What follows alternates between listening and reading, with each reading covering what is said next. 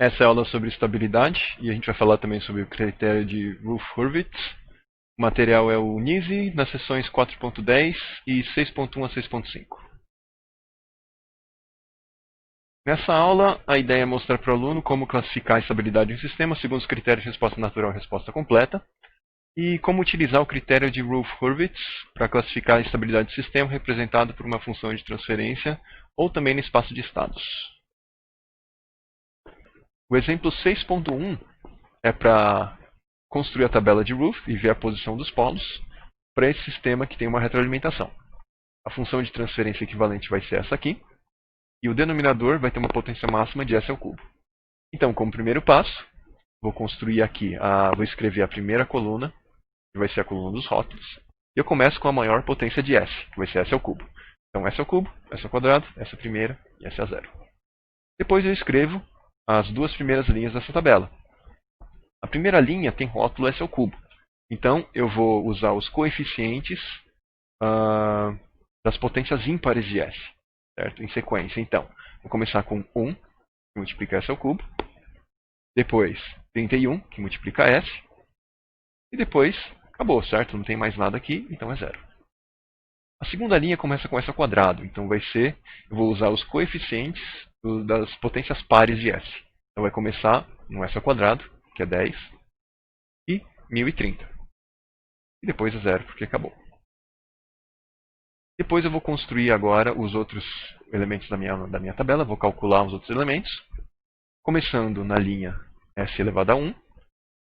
Esse primeiro elemento vai ser calculado usando o determinante negativo da primeira coluna, das duas linhas acima, que vai ser 1 e 1, com a segunda coluna definida pela coluna mais à direita, certo? Imediatamente à direita, que vai ser 31, 103. E eu vou dividir pela segunda linha da primeira coluna, ou seja, por 1. Então isso aqui vai dar menos 72. O elemento imediatamente à direita vai ser também construído de uma maneira similar. Vai ser o determinante negativo da primeira coluna, 1 e 1, e segunda coluna pela imediatamente à direita, que é 0 e 0. Então eu sei que, como eu tenho uma coluna de zeros, o determinante negativo vai ser 0, certo? E assim por diante. O resto, mais à direita, também vai ter colunas de zeros, então o determinante vai ser 0. Para a quarta linha, S elevado a 0, eu vou fazer o determinante negativo também das duas linhas acima. Então vai ser primeira coluna 1 menos 72. Segunda coluna imediatamente à direita, 103 e 0. Vou dividir pela segunda linha da primeira coluna, que é menos 72. Isso vai dar 103. Elemento à direita vai ser o determinante negativo também da primeira coluna, 1 menos 72. E vai ter também uma coluna de zeros. Então aqui eu encerro. Eu sei que aqui vai dar um determinante negativo de 0. Então, acabou. Então aqui, agora para interpretar essa tabela, eu vou usar apenas a primeira coluna. E vou observar o quê? A mudança de sinal. Então, positivo, positivo, negativo. Uma mudança de sinal. Positivo, duas mudanças de sinal. Duas mudanças de sinal significam dois polos no lado direito do plano S. Tá? Então o meu sistema vai ser instável. Como eu tenho potência máxima de cubo, S ao cubo, certo? Então vou ter três raízes, ou seja, três polos nesse sistema. Então eu sei que dois deles vão estar no lado direito, então o que sobrou vai estar no lado esquerdo. Bom, esse foi o caso mais simples de construção da tabela de Routh. Os outros casos especiais são quando eu tenho um zero na primeira coluna, certo? Qual é o problema disso aqui? Eu não vou conseguir construir a próxima linha, porque eu tenho que dividir pelo elemento na primeira coluna na linha imediatamente acima, ou seja, eu vou ter que dividir por zero. Então não posso prosseguir com isso. Um caso um pouco mais dramático é quando tem a linha inteira de zeros. Nesse caso aqui eu também não vou conseguir. Eu tenho zero também na primeira coluna, certo? Mas nesse caso aqui, isso vai acontecer quando aparece um polinômio que tem apenas potências pares ou ímpares, ou seja, vai ser um polinômio par ou ímpar, e ele vai ser um fator do polinômio original. Tá? Quando tem uma linha inteira de zeros, é isso aqui que está por trás. E eu só vou poder ter polos no eixo imaginário do meu sistema quando eu encontro uma linha inteira de zeros. Tá? Caso contrário, vai estar simplesmente no lado direito ou no lado esquerdo do meu plano S. Vamos ver primeiro o caso de zero na primeira coluna. tem duas maneiras de resolver. Primeiro, eu substituo esse zero por um número infinitesimal. E eu assumo que tem um sinal conhecido, certo? É um número infinitesimal, então eu posso dizer que é um número zero sendo aproximado pelo lado positivo ou pelo lado negativo. Tanto faz, eu posso usar qualquer um deles. O resultado vai ser o mesmo. E a outra maneira é eu substituir esse polinômio por outro com raízes recíprocas. O que são raízes recíprocas? São raízes que são a inversa das outras raízes originais, certo? Ou seja, se uma das raízes é 2, a raiz recíproca vai ser 1 sobre 2, vai ser meio. Certo? Então, nesse caso, as raízes recíprocas vão se manter nas mesmas regiões do plano S. Então, eu vou conseguir usar um polinômio diferente e vai manter todas as regiões que eu tinha anteriormente. Certo?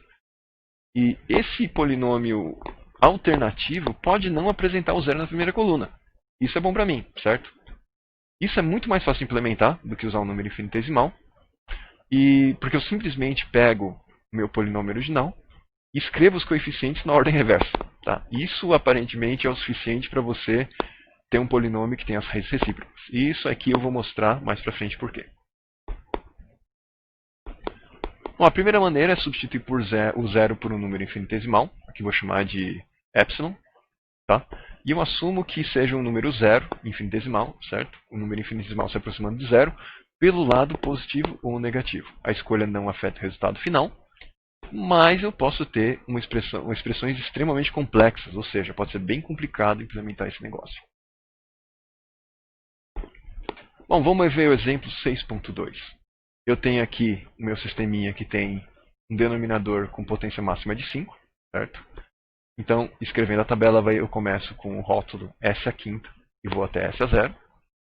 As primeiras duas linhas vão ser, primeira, aqui tem potência S a quinta, então vai ser o polinômio ímpar, certo? O polinômio que está com as coeficientes das potências ímpares de S. Então vai ser 1, 3, 5 e acabou, certo? A segunda linha vai ser S a quarta. Então eu vou pegar os coeficientes que começam em S a quarta e vou seguindo as potências pares. Então vai ser 2, 6, que multiplica S ao quadrado, e 3, que multiplica S a zero. Depois, calculando o resto aqui, a terceira linha. Essa terceira linha aqui vai começar com zero, certo? Que vai ser o quê? O determinante negativo de 1, 2 e 3, 6. Certo? Então, como eu vejo aqui que essa coluna é um múltiplo da outra, eu sei que esse negócio aqui vai dar um determinante zero. Certo? Então vai ser zero aqui. Mas como eu não gosto desse zero aqui, eu preciso ter alguma coisa que não seja nula para poder dividir, eu coloco o meu epsilon aqui. Tá? E eu calculo os outros elementos. O elemento à direita vai ser 7 meios, depois 0. Então, o primeiro elemento da linha seguinte vai ser o quê? Vai ser o determinante negativo dessa primeira coluna, que é 2 e epsilon, com a segunda coluna definida por 6 e 7 meios. Certo? Eu vou dividir por epsilon. Então vai dar 6 epsilon menos 7. Certo? Escrevendo os outros elementos aqui, vai ser 3 e 0. O elemento da quinta linha aqui, que vai ser essa primeira, vai começar a ficar bem mais complicado, certo? Que vai ser o determinante do quê? De epsilon, 6 epsilon menos 7 sobre epsilon, com a segunda coluna dada por 7 meios e 3. Então, esse negócio todo aqui vai ser meio complicado, certo? E vou dividir por 6 epsilon menos 7 dividido por epsilon. Então vai dar o quê? 42 epsilon menos 49 menos 6 epsilon quadrado dividido por 12 epsilon menos 14. Então vai começar a ficar muito complicado. Se isso aqui não fosse essa primeira, fosse S ao cubo, ia ficar muito mais complicado daqui para frente. Certo? Então pode aparecer expressões extremamente complicadas e você resolver isso aqui pode ser muito difícil. Tá? Então isso aqui resolve sempre, mas pode ser difícil. Tá? Então os outros elementos estão calculados aqui. Então vamos ver agora, considerando o meu epsilon positivo ou negativo, o que vai acontecer. Tá? Então, observando a primeira coluna, para interpretar essa tabela, vai começar com 1 e 2, ou seja, positivo, positivo. Aí vem o epsilon. vai ser positivo aqui, considerando ele positivo. O 6ε menos 7 sobre ε, o que vai me dar? 6 vezes ε tende a zero, certo? Então vai ser só menos 7. Dividido por um número positivo. Então vai ser um número negativo aqui, então vai ser menos aqui. Agora, esse outro elemento aqui vai ser 42 vezes ε, então vai ser praticamente zero. Desprezível. Menos 49. Menos 6ε², ou seja, também desprezível. Então o numerador vai ser só menos 49. Dividido por 12ε menos 14. 12ε vai ser desprezível frente ao menos 14. Então vai ser menos 49 dividido por menos 14. Vai dar um número positivo. Certo? E depois eu tenho o número 3, que é positivo. Então nesse caso eu vou ter duas mudanças de sinal. Então eu vou ter o quê? 2 polos no lado direito do plano S. Considerando o ε negativo, eu vou continuar tendo 1 e 2 como positivo. Agora o ε negativo. Certo? E agora para 6ε menos 7 sobre ε vai ser o quê? 6ε menos 7 vai sobrar um menos 7 dividido por um número negativo. Menos 7 dividido por um número negativo vai dar um número positivo. Certo? Então agora, olhando o próximo elemento aqui, 42ε menos 49 menos 6ε² vai sobrar um menos 49 no numerador. E do denominador vai sobrar menos 14. Então vai ser um número positivo. E 3, número positivo. Então eu vou ter o quê? Uma mudança de sinal, duas mudanças de sinal. Vai ser exatamente a mesma coisa. Ok? Bom, agora, qual seria a outra maneira de eu solucionar esse problema do zero na primeira coluna? Seria substituir o polinômio por outro de raízes recíprocas. Como eu falei para vocês já, é só você reescrever a tabela de Roof com um novo polinômio. Não é uma coisa que você vai mudar a tabela a partir do momento que você encontra esse zero na primeira coluna. Você vai ter que começar do zero de novo.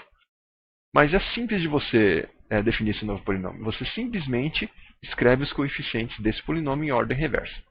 Tá? É bem mais fácil implementar do que considerar aquele epsilon, um número infinitesimal. Ok? Então, por que esse negócio funciona? Supondo que eu tenha esse polinômio aqui, certo? Potência n de s. Então eu tenho cada um os seus coeficientes de s. Isso aqui vai ser igual a zero. Esse seria o problema, que eu tenho, a equação que eu tenho que resolver para achar os polos. Certo? Mas, em vez de eu usar o meu s, eu vou trocar, substituir por 1 sobre d. Certo? Então, se eu conheço as raízes de s, eu sei que se eu substituir por 1 sobre d, as raízes desse novo polinômio em d vão ser recíprocas. Tá? Então, se eu tenho o quê? S, em vez de S, 1 sobre d, vai ter 1 sobre d elevado a n, e assim por diante. E eu posso colocar em evidência 1 sobre d elevado a n. Então, o que vai acontecer? Esse termo aqui, em vez de 1 sobre d elevado a n, vai ser só 1, mais a n menos 1, multiplicado por, se eu tirei para fora aqui, 1 sobre d elevado a n, vai sobrar 1 sobre d elevado a menos 1, ou seja, simplesmente d. Certo? E assim por diante, vou fazendo isso tudo, até que eu chego no A1. Se eu coloco em evidência 1 sobre n elevado a n, vai sobrar o quê? 1 sobre d elevado a 1 menos n. Então, se eu sei que 1 sobre d é d elevado a menos 1, multiplicado menos 1 multiplicado por 1 menos n, vai dar d elevado a n menos 1. E A0 vai ser multiplicado por 1 sobre d elevado a menos n. Ou seja, d elevado a n. Tá? Então, o que eu tenho aqui? A minha maior potência em d é A0, que é exatamente o último coeficiente de menor potência. Certo? E vou ter 1 como sendo o coeficiente da minha menor potência em d, que é o d elevado a 0, que era exatamente o da maior potência. Então eu tenho uma reversão dos meus coeficientes, e é por isso que, se eu simplesmente reverter a ordem, eu vou ter um polinômio que vai ter umas raízes recíprocas. Vamos ver agora o exemplo 6.3. Vamos considerar exatamente o mesmo sistema com um denominador com potência quinta de s. Tá? Então, ao invés de eu fazer aquela jogada de colocar um número infinitesimal, eu definir um novo polinômio com as raízes recíprocas, que vai ser definido por coeficiente de s à quinta vai ser a menor potência, ou seja, o coeficiente do S elevado a zero, ou seja, vai ser 3. Depois, coeficiente de S à quarta vai ser 5. S ao cubo vai ser 6.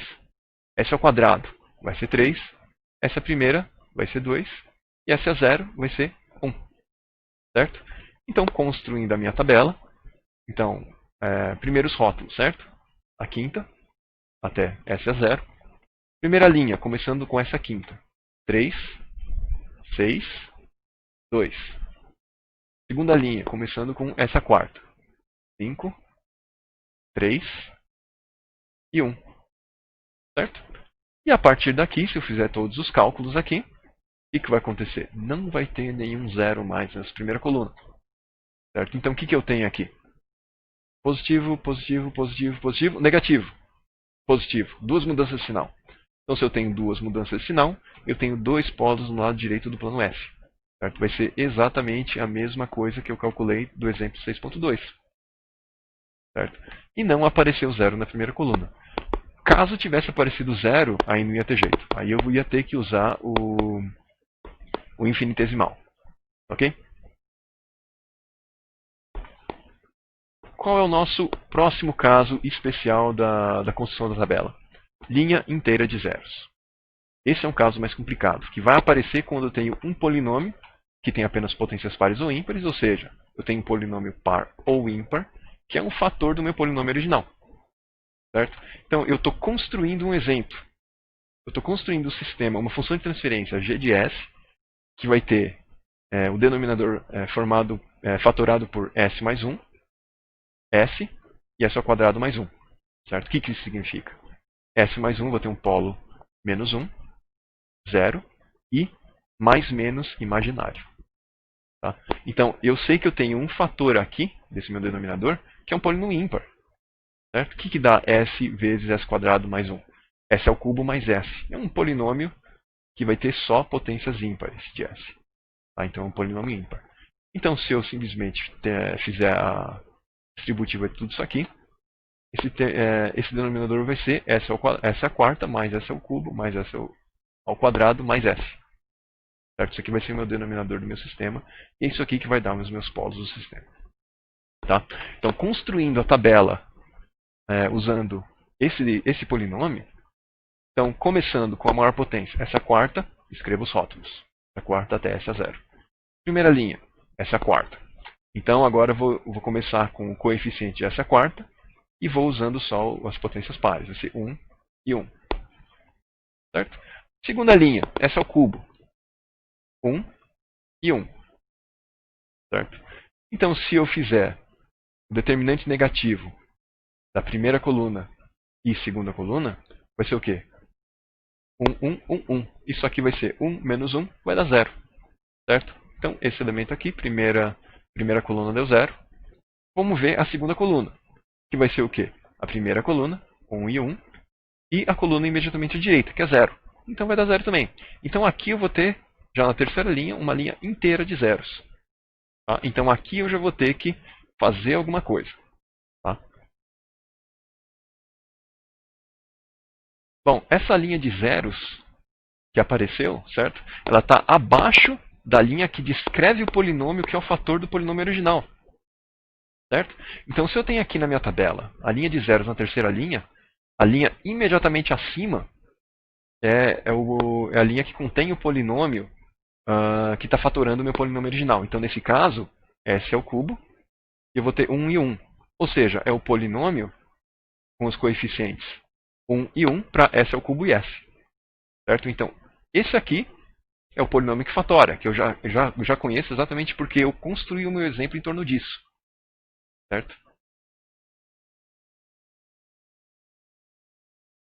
Bom, sabendo que eu vou ter um polinômio par ou ímpar fatorando o meu polinômio original, eu tenho que entender como esses polinômios são construídos, quais são as propriedades deles, para eu poder interpretar o resultado da tabela. Okay? Então, se eu tenho, por exemplo, no nosso caso aqui, um polinômio ímpar, certo? Polinômio ímpar é o polinômio em que eu tenho só potências ímpares de s, certo?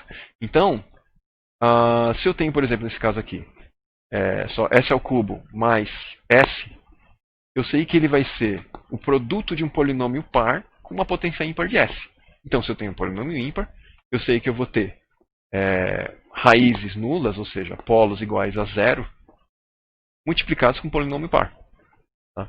E um polinômio par possui raízes simétricas em relação à origem do plano S. Não é simétrico em relação a um eixo, é em relação a um ponto. Tá?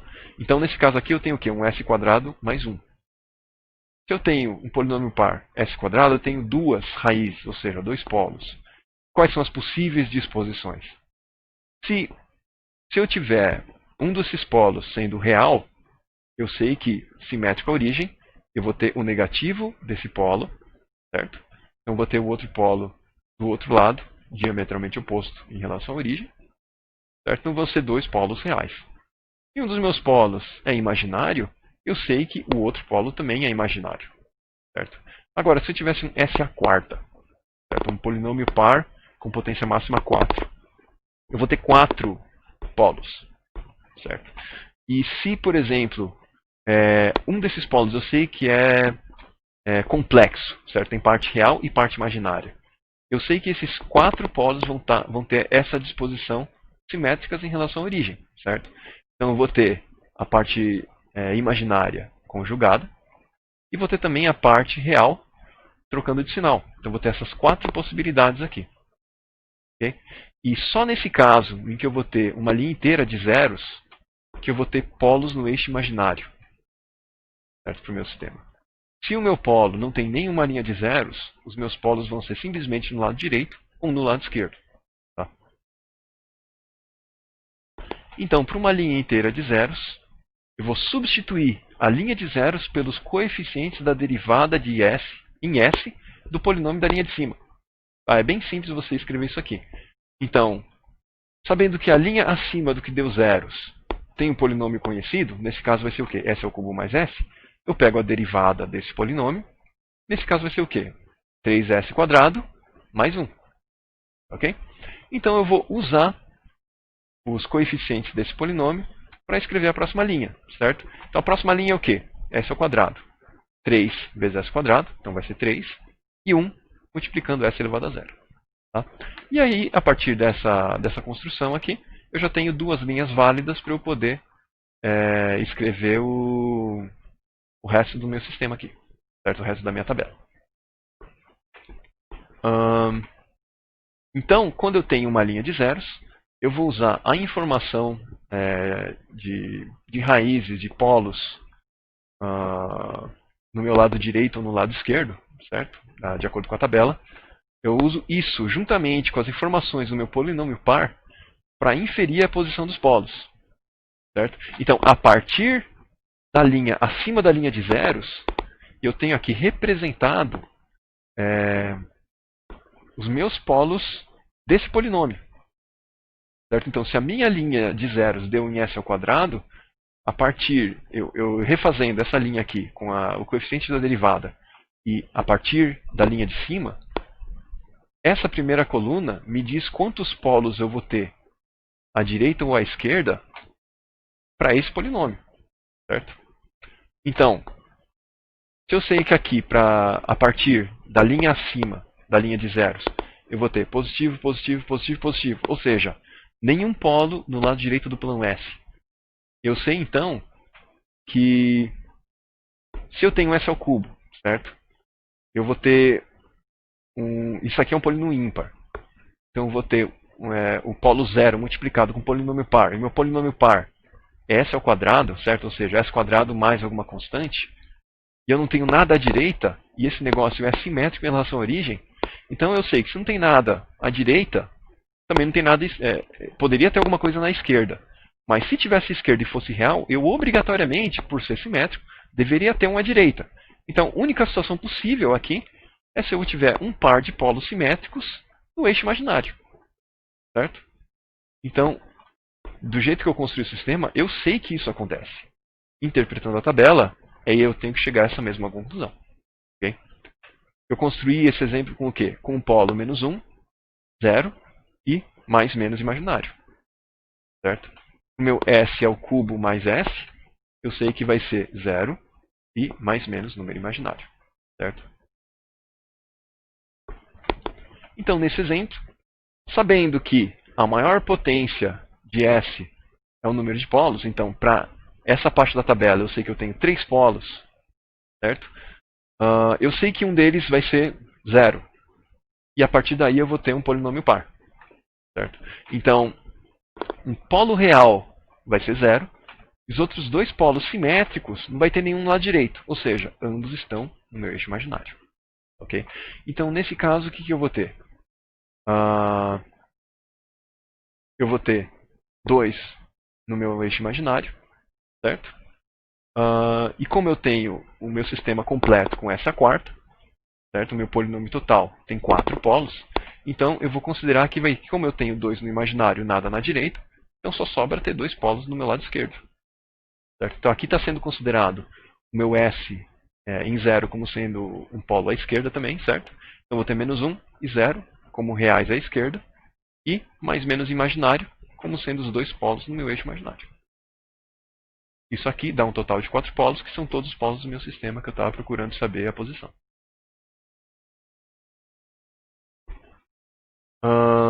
Então, se eu tenho uma linha inteira de zeros, o que eu conheço sobre a multiplicidade dos meus polos no meu eixo imaginário? Porque isso aqui vai impactar na instabilidade do sistema. Se eu tenho um polinômio que fatora polinômio original, ele contém um polinômio par com potência de S igual a 2, então, e se eu tenho polos no meu eixo, eu sei que a multiplicidade vai ser igual a 1. Certo? Só tenho 2 polos. Então, se um deles tem algum número imaginário, o outro vai ser que tem um número imaginário conjugado, certo? Então esse aqui vai ser multiplicidade 1 e ele pode ser marginalmente estável. Tá? Agora, se eu tenho um polinômio par com potência de S maior ou igual a 4, tradicionalmente a gente não pode concluir sobre a multiplicidade. Ele pode ser multiplicidade 1, como pode ser mais do que 1. Tá? E eu sei que caso a multiplicidade seja maior do que 1, vai ser instável. E isso, na verdade, é a principal limitação desse critério de Routh-Hurwitz. Tá? Então, tradicionalmente, eu não posso concluir. Mas existe um artigo de 2013 que sugere uma interpretação para essa multiplicidade.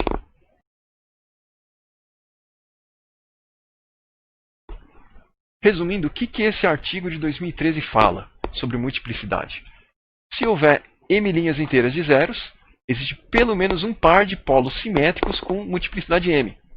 E se você combinar com se não houver polos no lado direito do plano S, os polos simétricos estão localizados no eixo imaginário, eu vou ter o quê? Polos no eixo imaginário com multiplicidade maior do que 1. Certo? Se eu tiver mais de uma linha inteira de zeros e nada no lado direito, eu vou ter multiplicidade maior do que 1 no eixo imaginário. Ou seja, o meu sistema vai ser instável.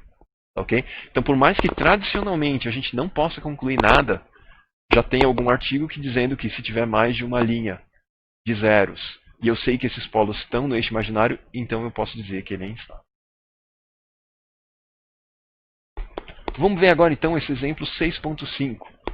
Então, ele quer saber qual é a distribuição dos polos desse sistema. Esse aqui é um sistema bem complicado, certo? Então, S elevado a 8. Então, o meu denominador tem potência 8. Então, primeiro faço S a 8 até S a 0 como rótulo. E construindo essa tabela toda aqui. Então, primeira linha, S a 8. Começa com 1, coeficiente 1.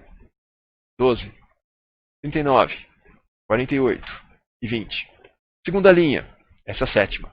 Então, começa com coeficiente 1, segue 22, 59, 38 e acabou. 0. Certo? E a partir daí, vou construindo essa minha tabela, eventualmente multiplicando por 1/10, multiplicando por 1/20 também para simplificar as minhas linhas. Tá? Eu eventualmente vou chegar numa linha de zeros. Tá? Então, com essa linha de zeros, o que eu faço? Eu pego a linha imediatamente acima, que não foi 0. Então, eu sei que eu vou escrever os coeficientes da minha linha S ao cubo a partir dos coeficientes da derivada de S quadrado. Okay? Então, S quadrado, quais são os coeficientes? 1, 3 e 2. Então, meu polinômio dessa linha vai ser 1S a quarta mais 3S quadrado mais 2. S a 0, certo? Então, pegando a derivada disso aqui, vai ser 4S ao cubo mais 6S mais 0. Certo? Então, os coeficientes da linha S ao cubo vai ser o quê? 4, 6 e 0, certo? 4 e 6 eu posso multiplicar por meio, então fica 2 e 3, para facilitar os meus cálculos a seguir. Tá? Então, eu continuo calculando o resto, e é isso aqui que eu vou ter no meu sistema, ok? Então, ó, o que eu vou ter aqui? Da linha S a quarta a S a 0, eu estou vendo quais são os polos, posição dos polos para o meu polinômio par, certo? Em S a quarta. Então, nesse caso aqui, eu vou ter o quê? Positivo, positivo, positivo, positivo. Nada, nenhuma mudança de sinal. Então não tem nenhum polo no meu lado direito. Se eu tenho um polinômio par com nenhum polo no lado direito, eu sei que os meus polos são simétricos. Então tenho 4 polos no meu eixo imaginário. Ok? Segundo o artigo, como eu só tenho uma linha de zeros, então esses 4 polos vão ter uma multiplicidade de 1. Então eu não preciso me preocupar com estabilidade por causa disso. Tá? Então se eu tenho 4 polos no eixo imaginário, e esse aqui se refere só ao meu polinômio par S a quarta, o que vem acima é o resto do polinômio. Certo? E no resto do polinômio eu tenho 1, 1, menos 1 e 1. Ou seja, eu tenho duas mudanças de sinal. Certo? Positivo, positivo, negativo, positivo. Então aqui eu tenho 2 polos no lado direito. Certo? Então, eu tenho com 2 polos no lado direito, 4 polos no eixo imaginário, tenho 6 polos. Eu tenho que ter um total de 8 polos. Então eu sei que restam 2 polos no meu lado esquerdo. Certo? Então, observando tudo isso aqui, pelo meu polinômio par, em resumo, eu vou ter 4 no eixo imaginário. O resto do meu polinômio, que tem ordem 4 também, certo? Que tem os outros 4 polos. Eu vi que tem 2 no lado direito, então tem que ter 2 no meu lado esquerdo. Então, no total, eu vou ter 2 no meu lado direito, 2 no meu lado esquerdo e 4 em cima do eixo imaginário.